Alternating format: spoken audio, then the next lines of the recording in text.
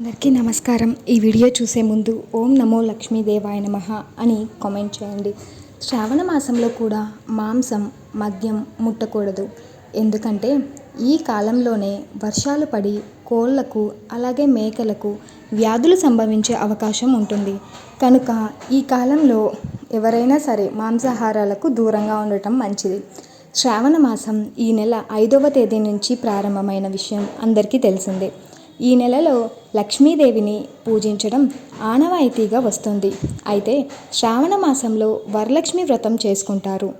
ఈ వ్రతం చేసుకోవడం వలన మనకు లక్ష్మీదేవి అనుగ్రహంతో పాటు జీవితంలో డబ్బు, శ్రేయస్సు, ఆనందం, శాంతి కలుగుతాయని నమ్మకం. అందుకే లక్ష్మీదేవి వ్రతం చేసుకునే వాళ్ళు ముందుగా ఇంటిని శుభ్రం చేసుకోవాలి.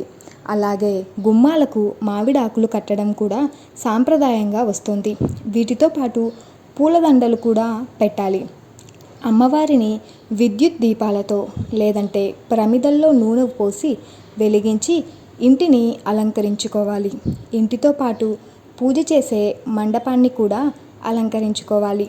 మండపాన్ని శుభ్రం చేయడంతో పాటు అలాగే దాని కింద వరిపిండితో ముగ్గులు వేసి నలువైపులా మామిడాకులు కట్టి అలంకరించుకోవాలి.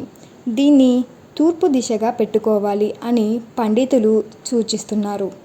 అయితే అలాగే కూడా కలశాన్ని అలంకరించుకోవాలి. కలశాన్ని బంగారం, వెండి, రాగి ఇలా దేంతో చేసిన కలశమైనా సరే ఏమీ కాదు, బియ్యం పోసి పళ్ళెంలో ఉంచుకోవాలి. కలశంలో ఉన్న బియ్యంలో నిమ్మకాయ, తమలపాకులు, నాణేలు ఉంచి చుట్టూ మామిడాకులు పెట్టి పసుపు రాసి అందులో కొబ్బరికాయ పెట్టాలి.